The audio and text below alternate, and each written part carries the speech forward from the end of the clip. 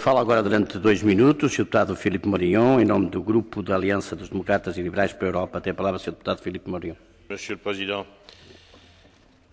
le Président de l'exercice du Conseil, ce qui se passe en ce moment en République démocratique du Congo avec le soutien de la communauté internationale et celui, vous l'avez dit, tout particulier de l'Union européenne, est d'une importance cruciale pour l'avenir de cet immense pays déchiré depuis des années par des guerres civiles et étrangères.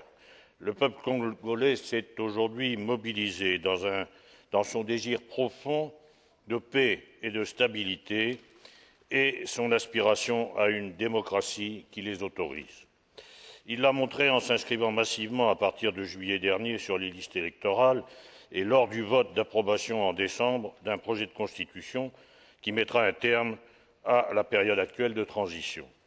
Chef de la mission d'observation de ce référendum, j'étais à Kinshasa le 18 février lors des cérémonies qui ont accompagné la promulgation de cette constitution. J'ai pu mesurer l'émotion profonde des participants et du peuple tout entier.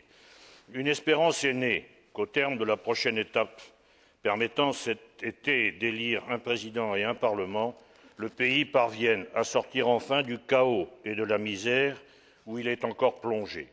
C'est l'intérêt du peuple congolais, c'est l'intérêt du continent africain tout entier, c'est donc l'intérêt de l'Europe.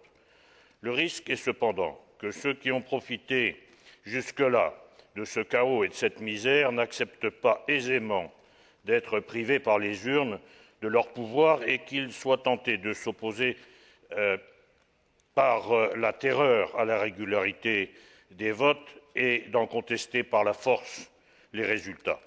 La situation sécuritaire est assurée par les forces de l'ONU, essentiellement déployées dans les provinces de l'Est, où demeurent encore des bandes organisées. Et dans ces conditions, l'ONU a souhaité, vous l'avez dit, pour la sécurisation des élections à venir, le renfort de l'Union européenne.